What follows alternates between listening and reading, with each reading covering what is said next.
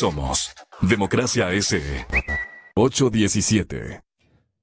Están ya con nosotros, como les habíamos anticipado, el doctor Gonzalo Silva y el doctor Mauro Terán. Haremos un contacto también con el doctor Francisco Huerta en la ciudad de Guayaquil. Gracias, doctores, por acompañarnos.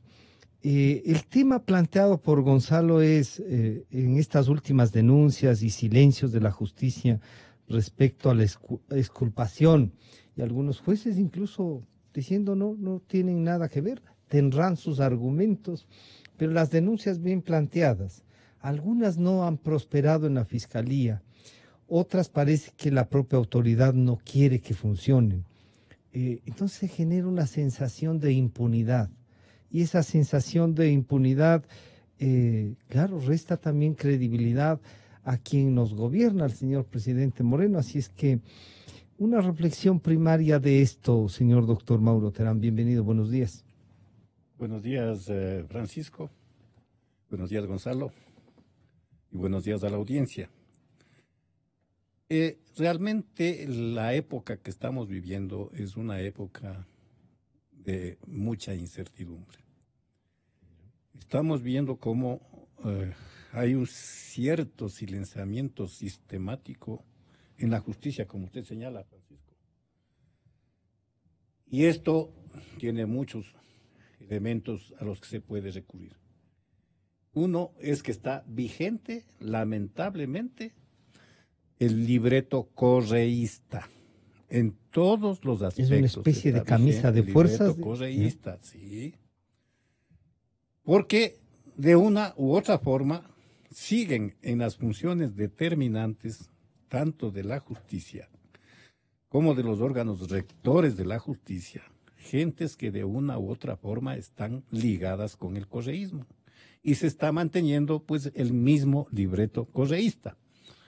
Le pongo por ejemplo, se van a elegir nuevos vocales de la Corte Constitucional y se van a elegir nuevos vocales del Consejo de la Judicatura. Para elegir a los vocales del Consejo de la Judicatura tienen que haber 5 ternas de distintos entes, como establece la Constitución. Pero estas ternas son designadas en forma discrecional por los entes, y eso es justamente el libreto correísta. Por eso debe ser que hay un horror en la gente al ver esas ternas. Igual sucede para la Corte Constitucional. Tienen que haber tres listas, digamos así, que envía la Corte Nacional, el Poder Ejecutivo y el Consejo de Transparencia, es decir, la función de transparencia y control social. Y aquí note una cosa, la función jurisdiccional no remite ninguna terna. Tratándose de la conformación de una corte, a la función jurisdiccional le impidieron. Pero en este caso resulta mejor. No, porque es órgano jurisdiccional. Sí, pero y nos van a mandar como la terna del Consejo, claro. Entonces cada uno de estos tiene que mandar una lista de 9. Ya. ¿Cómo se conforman esas listas? En forma discrecional. O sea, se sigue manteniendo el libreto correísta. Yo creo que el Consejo de la Judicatura debió haber planteado que esta discrecionalidad se elimine o se disminuya al mínimo. No. ¿Cómo se podía disminuir? Exigiendo que estos organismos remitan sus ternas o remitan sus listas como consecuencia de un concurso de méritos. Concurso de méritos abierto en donde puedan participar abogados en libre ejercicio, catedráticos universitarios y la gente de carrera judicial. O a los que les podamos candidatar la ciudadanía. Se vuelva a dar vigencia a la cooptación, que es lo más racional para la conformación de los órganos jurisdiccionales. Pero nada de eso, y seguimos, se van a conformar las ternas, las listas en forma discrecional, de acuerdo al interés de los entes, y y eso es lo ridículo y lo risible. Se preparó una normatividad exigente, se han conformado comisiones calificadoras exigentes para concursos cerrados. Un concurso cerrado es una farsa. Los concursos cerrados son justamente para Es mejor convocar el interés directamente, correísta, ¿ya? para ellos eran el concurso cerrado, Claro. para hacerle creer a la gente que hay concurso. Pero el concurso cerrado no es concurso, es farsa, no es democrático, no es transparente. Y eso es lo que va a darse. Así les regulen con demasiada exigencia, pero estos concursos van a ser farsa, porque son cerrados, concursos cerrados, no interviene O sea, la como gente concurso libremente. no tiene Claro, usted confianza, no, pero no. veamos las gentes por lo menos a las que van a calificar. Habrá que ver cómo son esas listas, habrá que ver. Doctor Gonzalo Silva, bienvenido, buenos días. Esta sensación de impunidad, y parecería que algo cambia, pero para que no cambie. Pero tenemos una Corte Nacional que no pudo ser evaluada, que sigue ahí. Por primera vez se les vio en el barrio, dirían, en Jorga se presentaron todos a decir aquí a nosotros no nos van a evaluar, cuando eso es una cosa que dice la Constitución. O sea, la evaluación no es si les gusta o no a los jueces, sino que hay que hacerla. Pero nos quedamos clavados con esa Corte Nacional. Por lo menos la Corte Constitucional está. ¿Usted tiene las mismas dudas de los concursos cerrados? Una evaluación de este Consejo de Transición de la Judicatura. Bienvenido, buenos días. Gracias, Francisco, por la invitación. Un saludo cordial a Mauro y a la ciudadanía. Mire, el pueblo ecuatoriano esperaba del nuevo gobierno un cambio en todas las áreas, tanto económicas, sociales y jurídicas. Y esto no se aprecia. Siguen los mismos protagonistas de la destrucción y han retomado nuevamente los arrepentidos de esa destrucción. Cuando el pueblo ecuatoriano, en el mes de febrero del año 2018, convocado a la consulta popular, pues concurrió y en masa manifestó su apoyo a las varias preguntas que sin duda fueron cambiadas con las que verdaderamente tenían trascendencia. O sea, para usted debió tener una mayor fuerza. Yo envié unas que la mayoría cogieron, pero cambiaron de criterios. ¿Y cuál era esta decisión del pueblo ecuatoriano? La de evaluar a los órganos de control, la de despolitizar y despartidizar a la administración de justicia y que a través de nuevos procesos evaluatorios ingresen las personas a estos órganos de control. ¿Qué es lo que se hizo? Lo primero fue el señor presidente enviar una nómina, ¿no es cierto?, de 7 ternas, en 7 ternas, a la Asamblea Nacional para que de ellos se designe a 7 integrantes del Consejo de Participación Ciudadana de Transición. Se eligieron. El señor doctor Trujillo fue designado como presidente de esta comisión. Entonces, desde allí comienza el proceso cuestionado. Se evalúan a los integrantes de los diferentes órganos de control, cuando sabían que estaban devaluados, y se pierden 6 meses de oro en estos procesos para recién luego encargar, o antes, encargar a los desplazados en un momento, a los que renunciaron en otro momento, que fueron muy pocos, y comienza la debacle.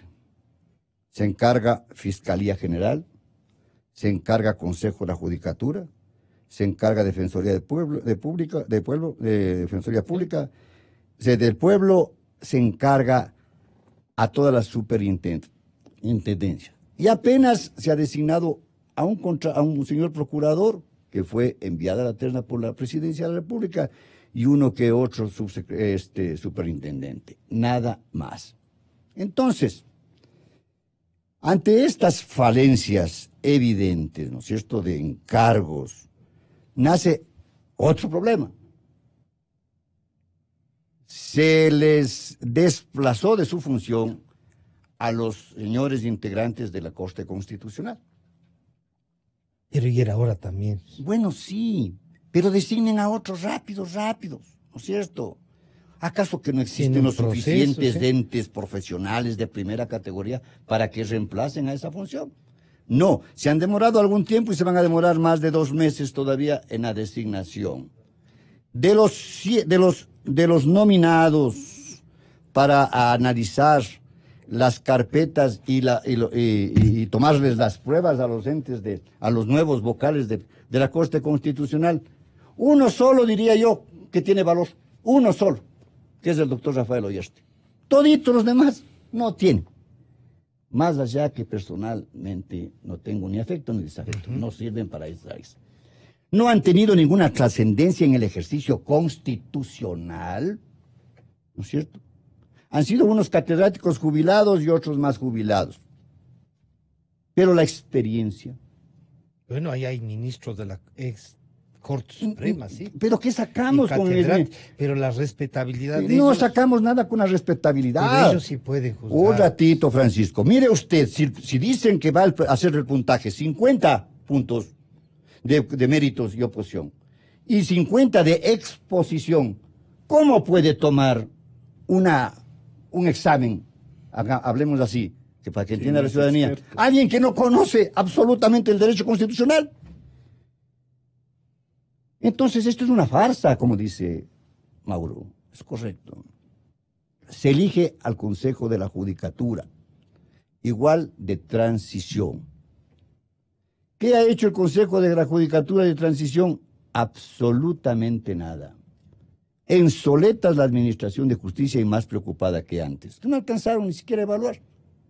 Que era competencia de ellos una evaluación, no del Consejo de Participación Ciudadana. Claro. Sin embargo, el Consejo de Participación Ciudadana dijo, no, ustedes no lo hagan, y se acabó. Mire usted cómo se restó la independencia y la autonomía de estas funciones del Pero será Estado. porque no funcionaron los 5 y alguien quiso Entonces tener tenían que sus separarse. 15 minutos. Se separó un señor que fue a armar ahí el bochinche, el doctor Albán, y se acabó el asunto y dejó en soletas a la Consejo de la Judicatura, que no pudieron recuperarse. Deben estar contando los minutos, no las horas para irse. ¿Pero cuándo? ¿Pasarán 1, 2 meses, 3 meses? No sabemos. Entonces, este desasosiego crea una incertidumbre, inestabilidad. Nadie sabe qué es lo que está pasando. A los buenos funcionarios, que sí los hay, judiciales, ¿no es cierto?, que son un macizo de oro, porque gracias a ellos no se derrumba la administración de justicia en los diferentes estamentos, pues se ven abocados a la preocupación. ¿Cuándo nos van a evaluar? Dicen que nos van a mandar sacando a todos. Unos nomás se van a quedar, los afiliados al morenismo se quedarán, los de afiliados Por favor, así no puede caminar los órganos de control. Entonces, la delincuencia crece, ¿no es cierto? La delincuencia pues abruma a la ciudadanía, las páginas de los diarios ya no se alcanzan, no se abastecen a publicitar todos los hechos delictivos que se cometen. Tenemos 40,000 presos en las cárceles, que se prepararon las nuevas con un máximo de 23 o 25,000. Tenemos un exceso. No tenemos que de la Fiscalía, no tenemos que de la Defensoría Pública, no tenemos que de la Asamblea Nacional ni del Ejecutivo se envíen de verdaderas reformas, ¿no es cierto?, a la Asamblea Nacional para decir, miren, pues cambiemos esta situación de esta o de esta otra manera. Está en línea telefónica ya el señor doctor Francisco Huerta. Doctor Huerta, buenos días. Francisco Rocha le saluda. Están en los estudios el doctor Gonzalo Silva y el doctor Mauro Terán. Y le pedimos también a usted que nos acerque un análisis sobre esta sensación de impunidad y la falta de, diríamos, de concretar las denuncias están, las cosas, digamos, en algunos casos se han probado, pero resulta que comienzan a salir inocentes, otros han fugado, y los dos doctores aquí coinciden un poco en que ya es el momento de ir tomando otras decisiones. Bienvenido, buenos días. Buenos días, tocayo, mucho gusto y saludos a los contertulios.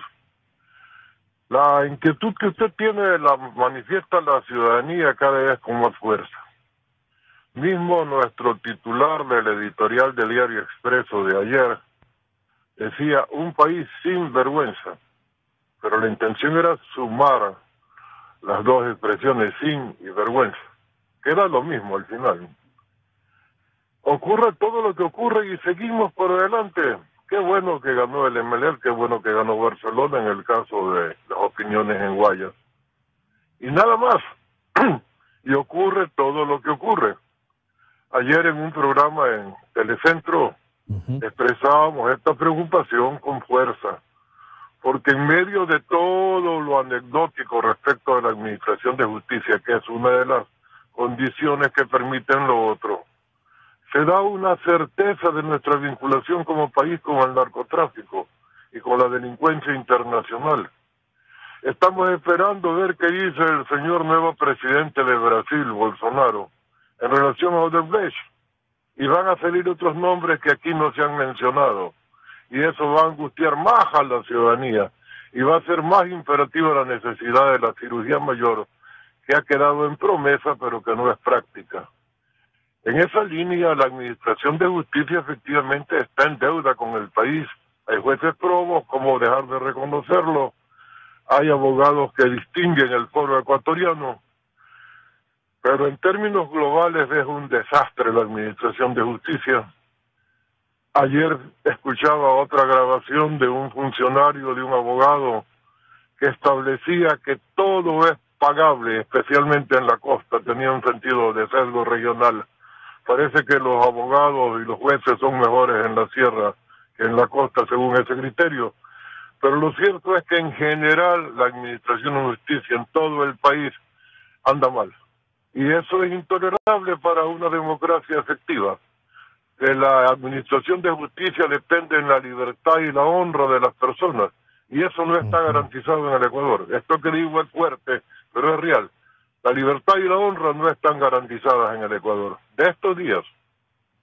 Doctor Huerta, el planteamiento hecho, y aquí los dos doctores han dicho, hay que trabajar ya en definir quién, sobre todo un fiscal general, un contralor, lo que quieran, pero hay que darle una certeza de lo que necesitamos, una Corte Constitucional, un consejo que pueda evaluar a esta Corte Nacional que se quedó ahí. Yo creo que hay que terminar la interinidad y terminar ya también el estado de transición que se le atribuye al régimen de Moreno. Ya tiene que asumir en su segunda fase, segunda mitad de periodo, la condición de gobernante de este país y no de régimen transitorio. Claro, él dice, yo quisiera tener presos a más, pero no depende de mí. Pero entonces, ¿de quién depende? ¿Por qué su bloque legislativo no fiscaliza como es debido en la Asamblea Nacional? ¿Por qué no hay más gente llamada a la Asamblea? ¿Y por qué más bien allí se interrumpen los procesos en comisiones que están manejadas por el partido de gobierno? Es decir, hay unas inconsistencias mayúsculas que pueden ser toleradas al inicio de un nuevo gobierno, más aún un nuevo gobierno que es parte del viejo gobierno. Sí. Pero ahora son gobierno y oposición, doctor Huerta. Los que le eligieron al presidente Moreno son gobierno y oposición, y en este mar tan oscuro navega el gobierno y parece que los peces gordos se quedan, ¿no? Mire, la ambigüedad es total y en ese mar tan oscuro navega el gobierno pero naufraga la república. Y eso es lo triste, eso es lo que tenemos que impedir. Y yo veo las cosas muy mal. Le pido, doctor Huerta, que nos acompañe en esta ronda. Encantado. Gracias. Con mucho gusto. Doctor Terán, esta reflexión, si este mar oscuro y con oscuros nubarrones, diríamos así, ¿se puede clarificar? El camino, ustedes un poco nos han dicho, ya vamos a tener certezas. ¿Cuáles serían esas certezas y cómo hacerlas? Mire, Francisco, el gobierno se ha autocalificado de gobierno de transición. Y la verdad es que no sabemos transición de dónde hacia dónde. O sea, no hay certezas. Hay muchos planteamientos, hay muchos señalamientos de cuasi objetivos. Se dijo que se iba a hacer, por ejemplo, una cirugía mayor a la corrupción. Pero eso es una incógnita. Porque realmente no vemos, y eso sí es algo que yo les recomiendo al gobierno, al régimen, no vemos voluntad política de lucha contra la corrupción. No hay. Y eso no vemos no solo en el gobierno, no la vemos en la asamblea, no vemos en muchos movimientos, no vemos en muchos partidos. No hay esa voluntad política de lucha contra la corrupción. Sin eso, la corrupción va a seguir campante. La impunidad que es impuesta desde el régimen correísta, y lamentablemente la Constitución de Montecristi es una constitución para la impunidad. La impunidad va deteriorando las instituciones. No crean que con esta impunidad institucionalizada se van salvando los vivos, los que logran huir. No. Estos hechos van deteriorando la institucionalidad. Lo dice el doctor Huerta. Y hay que pensar seriamente en cambios estructurales que tienen que darse necesariamente a través de una nueva constitución. No podemos tener constituyente a cada rato. Si es necesario, sí. Y ese fue el error que cometieron en Montecristi, porque dictaron una constitución rígida cuando el constitucionalismo moderno se proyecta por las constituciones flexibles, es decir, constituciones que puedan reformarse con cierta ductilidad en función de las necesidades de la sociedad. Pero aquí hicieron una constitución con una cantidad de candados y contradictorios los candados que a la final ellos mismos tuvieron que romperlos. Por ejemplo, se tramitaron muchas reformas constitucionales. Como enmiendas. Como simples enmiendas, lo cual era ya una ruptura de la Constitución, ¿no? Y eso a lo mejor van a tener que hacer en el futuro, pero tienen temor a una asamblea constituyente, que eso es lo que no me explico. Bien. El hecho de que Correa se abanderice por una asamblea constituyente, él lo hace con doble intención. Él lo hace porque él tiene terror de que se elimine la Constitución de Montecristi, porque se queda sin cobija. Entonces, ¿cuál es la forma de evitar que se derogue esta Constitución? Decir que quiere plantear él la constituyente. Pues entonces todo el mundo le dice no. Todo el mundo sale corriendo. ¿Por qué van a tener miedo? ¿Por qué tener miedo a una asamblea constituyente? Yo pienso que el gobierno debería pensar con objetividad si es necesario conformar comisiones de juristas que quieran cooperar sin compromiso para elaborar dos cosas que yo las considero muy importantes. Un análisis de reformas constitucionales que generen la independencia de los órganos de control. Porque tienen que ser independientes de origen los órganos de control. El momento que usted dice que para nombrar un contralor y para nombrar un superintendente, el Ejecutivo tiene que remitir las ternas de ese rato, ya no hay independencia. Ya no hay independencia. En las grandes democracias el presidente propone hasta ministros de la Corte Suprema. Y es de la Asamblea, pero y es el país. Eso es de la cultura de esas grandes democracias, pero no es lo nuestro. Nosotros siempre adaptamos lo que no es conveniente para nosotros. Ya. Eso será conveniente para Norteamérica, pero no es conveniente para Latinoamérica. Y nosotros nos sometimos distinta a eso y nos contradecimos gravemente. Ya. Entonces ahí tenemos que analizar seriamente la institucionalidad nuestra. Entonces hay que pensar seriamente, conformar comisiones de juristas para analizar esto. Y el otro aspecto, como volver al 78 con las comisiones para plantear una constitución reformada o una nueva constitución. Sí, señor, algo sí. Y plantear lo otro. La cirugía mayor de la corrupción solo puede darse con la auténtica ley de extinción de dominio. Pero esa ley tiene que basarse en el proyecto maravilloso que hizo la Oficina de las Naciones Unidas contra el Crimen y el Delito. Es un proyecto, una ley modelo maravillosa de lucha contra la corrupción. Usted encuentra ahí una base también, para eso. Claro, ahí sí, esa es una ley preventiva y represiva de la corrupción y que es totalmente independiente, es lo que hay que tomar en cuenta, es independiente de la jurisdicción penal. El señor presidente Moreno, y vamos a reiterar, dijo en el discurso sobre esto lo siguiente. Comparto la frustración de quienes exigen que los castigos lleguen con más celeridad y de manera más estricta. Si yo hiciera lo que me da la gana, ya tendré en la cárcel a algunos, a varios, a muchos, pero no es así como funcionan las democracias. Soy respetuoso de las instituciones y soy demócrata. Hay procesos y tiempos legales. Los que hoy jugan hace menos de 2 años tenían todo el poder, todos los poderes, y se creían intocables. Hoy hemos desnudado su corrupción. El país entero conoce lo que hicieron y exige que respondan por sus actos.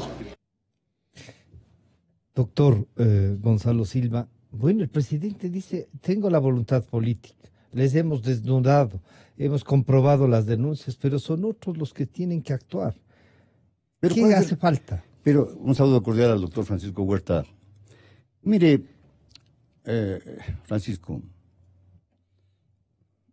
la Constitución de la República en el artículo 141 dice que el presidente o la presidenta del Ecuador es jefe del gobierno, del Estado, y el responsable de la administración pública. Así dice el 141. Uh-huh.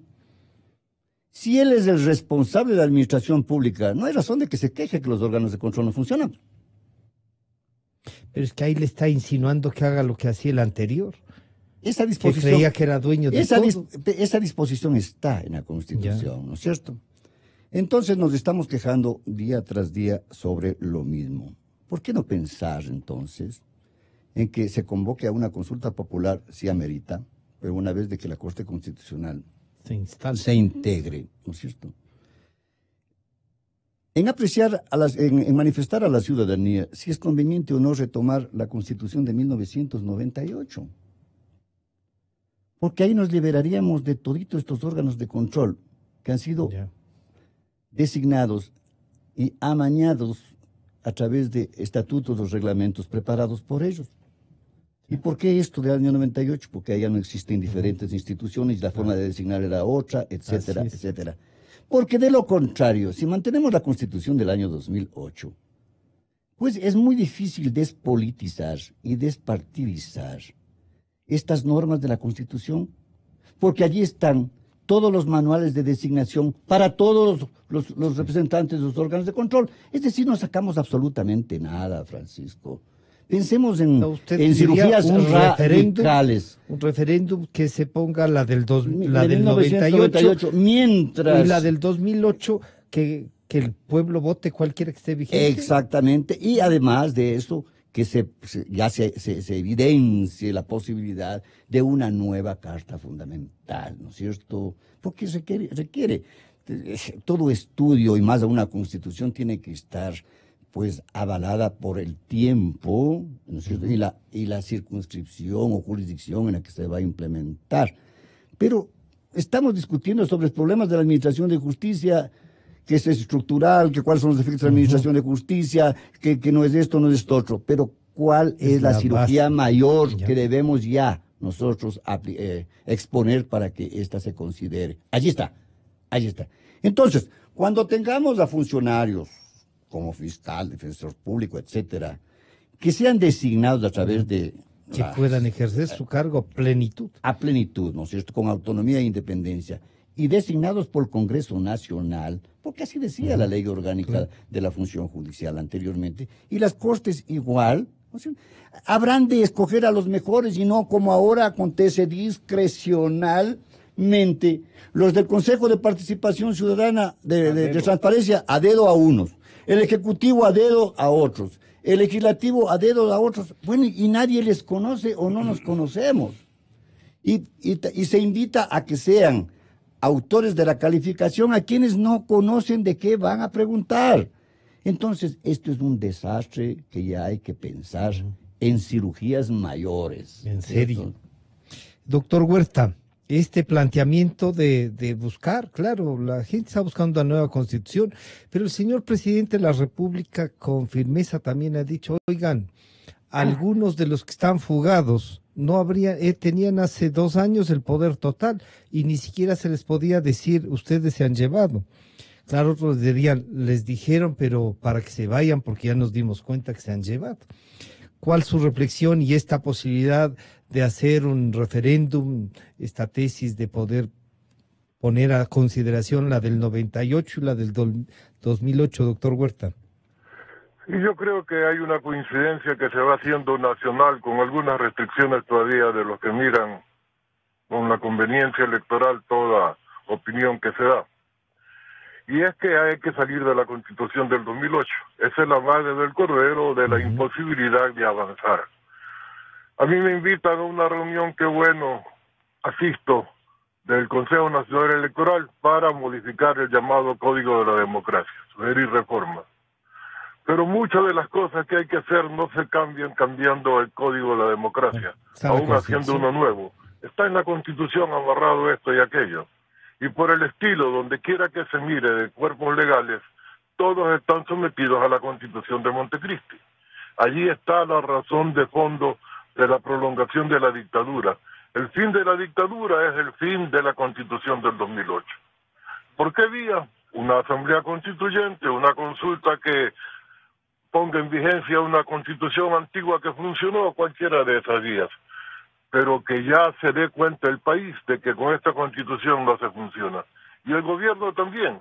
Pero hay algunas inconsistencias mayores de temas menores, valga la contraposición, que nadie entiende por qué no se toman medidas. Por ejemplo, la tabla de las drogas. Sí. ¿Qué hace eso vigente todavía? ¿Qué compromiso hay nacional o internacional o con quién para que eso no pueda derogarse? Yo insisto como médico en que es un problema de salud de las adicciones, pero eso no da lugar a que el microtráfico prospere porque se estableció una tabla que permite que cualquier microtraficante, cuando la policía va a tomarlo preso, se declara consumidor y está cubierto.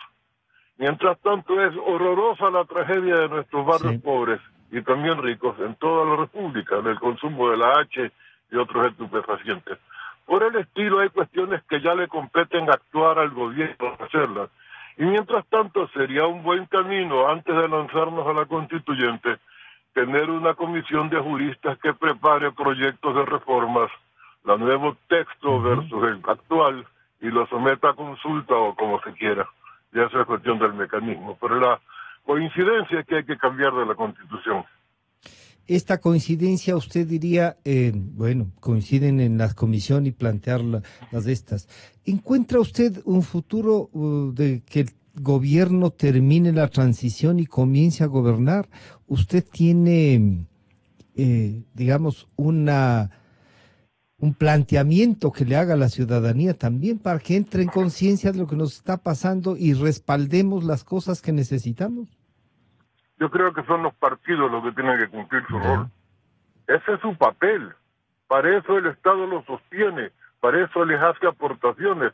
Estos estudios de la nueva Constitución ya deberían estar realizados por los partidos que han visto el fracaso durante 10 años de la de Montecristi. Con alguna institucionalidad que puede ser rescatable. Pero el resto fue un amarre para 300 años que iba a durar la Revolución Ciudadana, a buena hora abortada por parte de sus miembros. Esas son las paradojas del Ecuador. Pero también hubo miedo, hubo temor enorme, autocensura para decir lo que ahora se puede decir. Antes éramos muy pocos los que nos atrevíamos a este tipo de consideraciones. Allí tenemos que destacar el rol de los medios de comunicación para que tengan el respeto que se merecen. Pero ¿qué pasa? Todavía tenemos la ley de comunicación antigua. ¿Qué está pasando con eso? ¿Quién entiende por qué se demoran las cosas?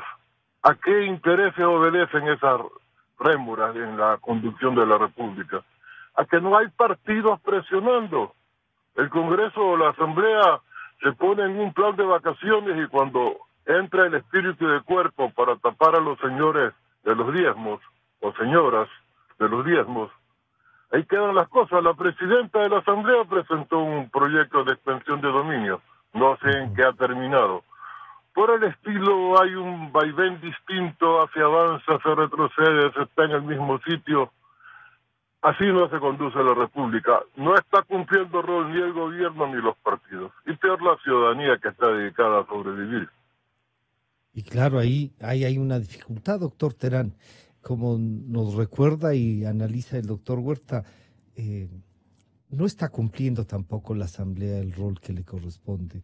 Los partidos políticos maltrechos, casi pulverizados como quedaron, y 258 movimientos entre movimientos y partidos. ¿Qué hacemos con esto que queremos construir, que es una democracia? Mire, Francisco, hay que decir verdades y verdades. Yo entiendo que los partidos políticos, algunos, especialmente los partidos de derecha, añoran llegar a gobernar este país con la Constitución de Montecristi, aunque parezca contradictorio. ¿Por qué? Porque es una constitución totalitarista. Entonces, los candidatos de la derecha que ya se mencionan estarían felices gobernando con la Constitución de Montecristi. No les va a convenir. Es una constitución reaccionaria, no es revolucionaria. Claro que es garantista. La parte dogmática es una maravilla, pero simplemente es una poesía. Porque la parte orgánica, que es donde se realiza y se aplica la Constitución, plantea lo contrario. Plantea el totalitarismo. Y ya vemos a gobernantes de derecha con este totalitarismo que plantea la Constitución de Montecristi, felices, consolidando impunidades, nuevas impunidades y nuevas corrupciones. Entonces, algún momento ya le toca a este país analizar desde su base estructural cuáles son los problemas de fondo. Yo sí creo, y me parece brillante la idea de Gonzalo, de pensar en ponerle en vigencia la Constitución del 98, que fue una excelente Constitución. Obviamente le estorbaba a Correa. ¿Por qué? Porque Correa quería tener una Constitución totalitarista.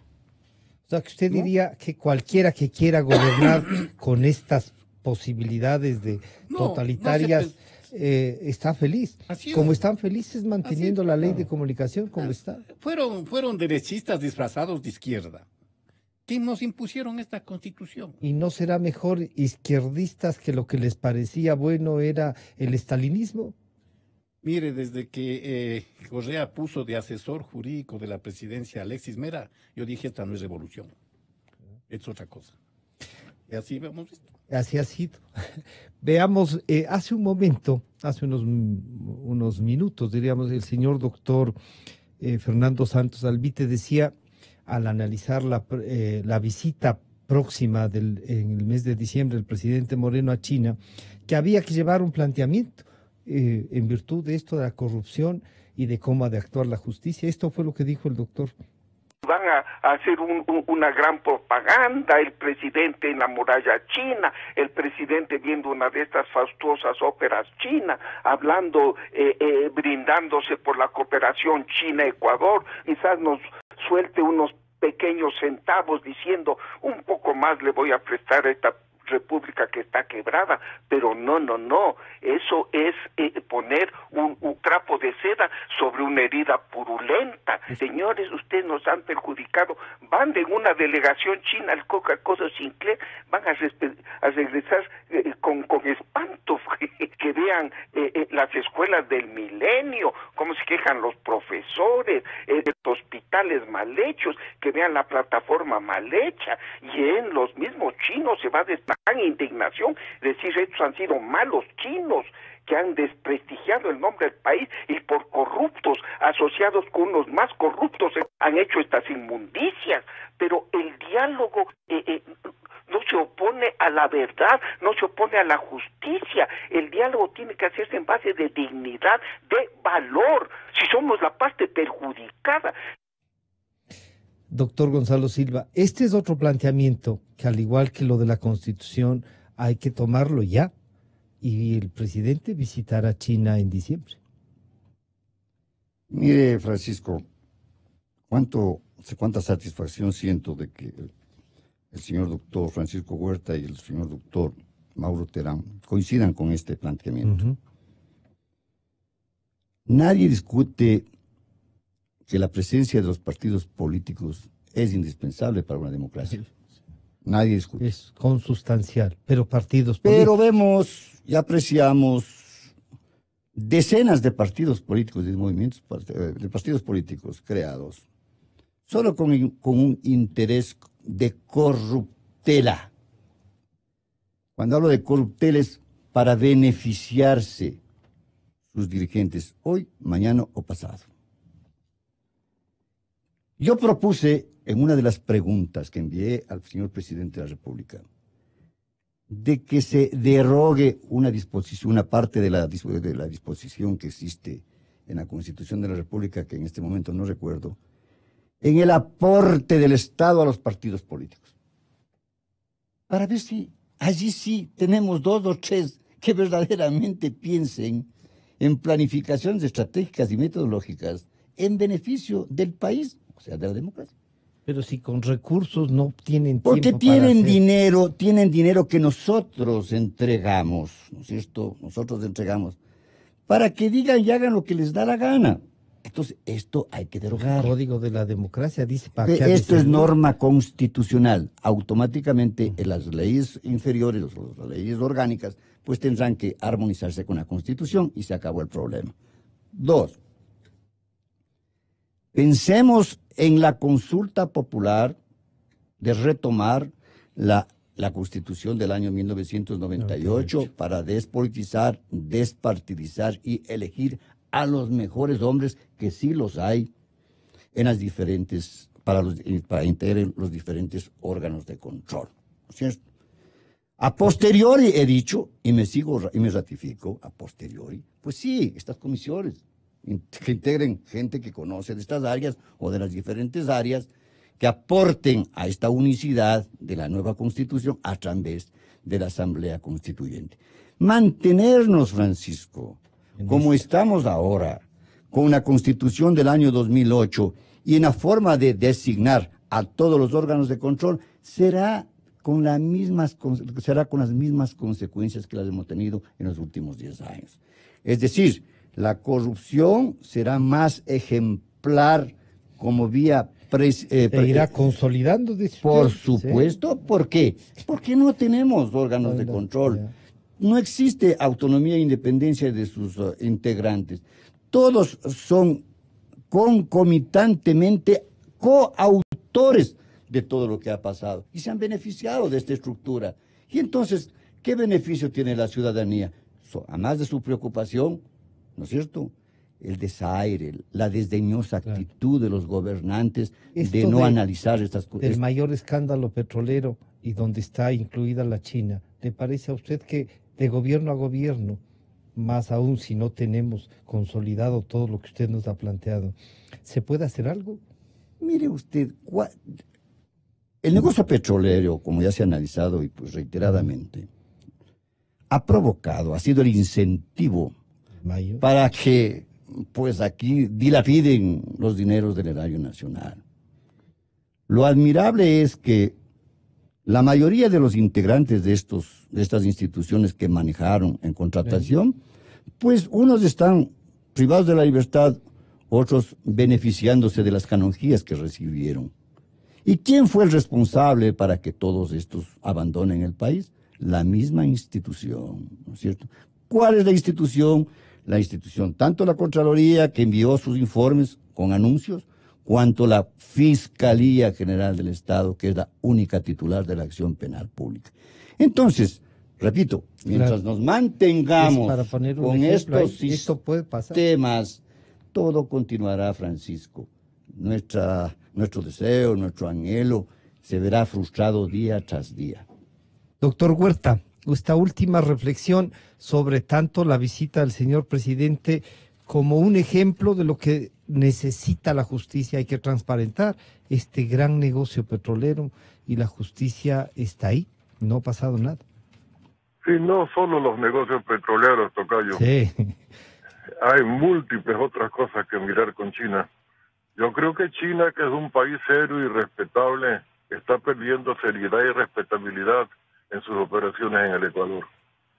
Tenemos Coca-Cola Sinclair como una gran interrogante de qué tipo de calidad de obra se hizo. Tenemos Toachi y Pilatón paralizado, etcétera, etcétera. No vamos a hacer la lista. Pero casi que no hay obra donde la mano china haya estado como financiamiento o como operación que los resultados sean satisfactorios. Ahí está la plataforma, etcétera, etcétera, etcétera, por donde miremos.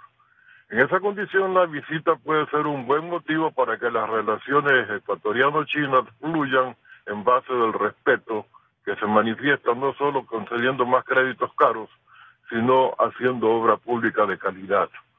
Definitivamente ahí hay un déficit en la relación.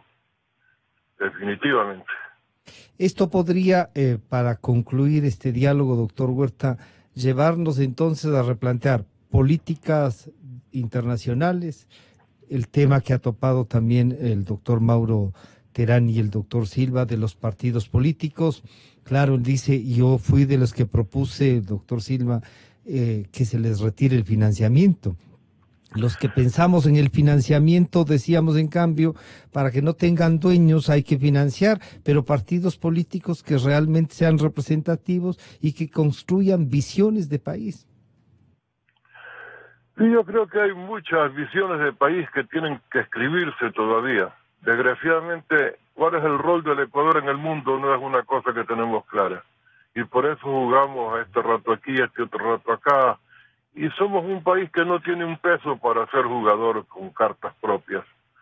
En esa línea hay muchos déficits que atormentan la vida nacional.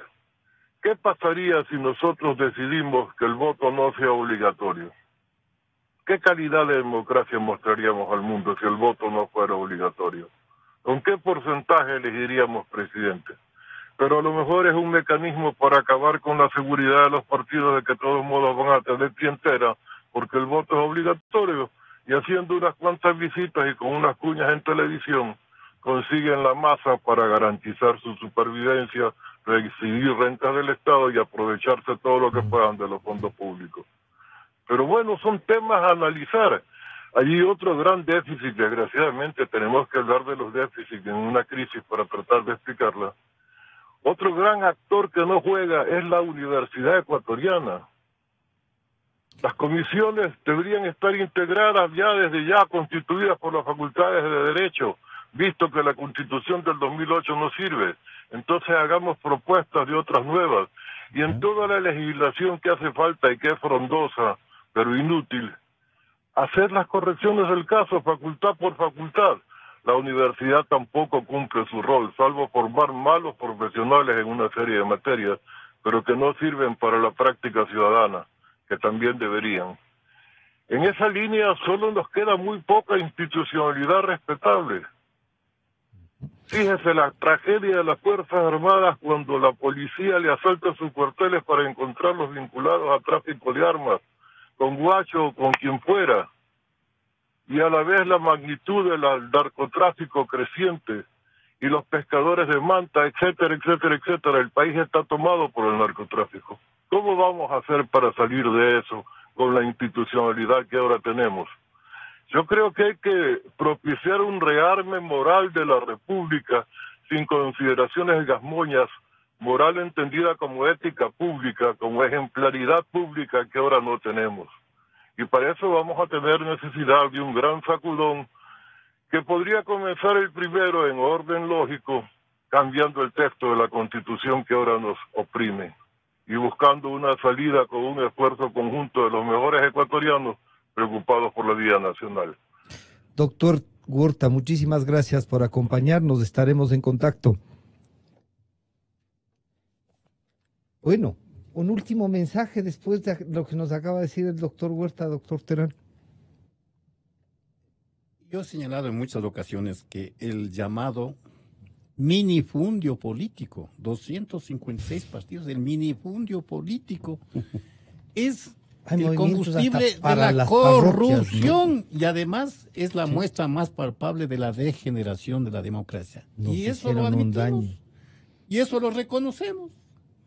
Cuando hay que ir a lo contrario, hay que ir pensando seriamente en las megaestructuras partidistas, es decir, que en este país existan 3 o 4 grandes partidos políticos en donde se visualicen las tendencias políticas del momento, ¿no? Y eso va a permitir seriedad en la conducción política, ¿no? Inclusive podríamos establecer limitaciones académicas para llegar a las funciones de gobierno. Todo esto hay que pensar con seriedad, porque de lo contrario, Francisco, la corrupción ya va a ser parte del paisaje. O la Pero lo corrupción peor es que pueden va a acostumbrarnos. convertirse en un patrimonio cultural intangible de la nación. Grave. Grave. Doctor Silva, con usted concluimos. Gracias, Francisco. Mire, la corrupción es un cáncer incurable si no Pero- se extirpa a su ya. debido momento, ¿no es cierto? Pues esto altera la estructura de los estados, de los gobiernos, impide el progreso de los pueblos y sobre todo la zozobra que cunde a la ciudadanía. Esto tiene que pensarse bien, que quienes transgreden la ley tienen que ser sancionados, pero con leyes sencillas pero sabias, ¿cierto? Porque hasta las leyes claras se las debe interpretar. Y peor pero si de- ponen subjetividad. Pero si todo es subjetivo, pero objetivamente aplicable, exacto. ¿no es cierto? Direccionado. Mientras esta discrecionalidad pues se mantenga en todas las designaciones para los órganos de control, esto no camina, Francisco. No es un pesimismo en forma alguna, porque es un país que camina y tiene la obligación la ciudadanía también de prosperar los criterios que con buena manera se lo hacen. Bueno, queremos agradecer al doctor Gonzalo Silva, al doctor Mauro Terán y al doctor Francisco Huerta desde la ciudad de Guayaquil. Y con ustedes nos estaremos encontrando el día de mañana. Muchas gracias a ustedes. Este programa se transmite por Exa FM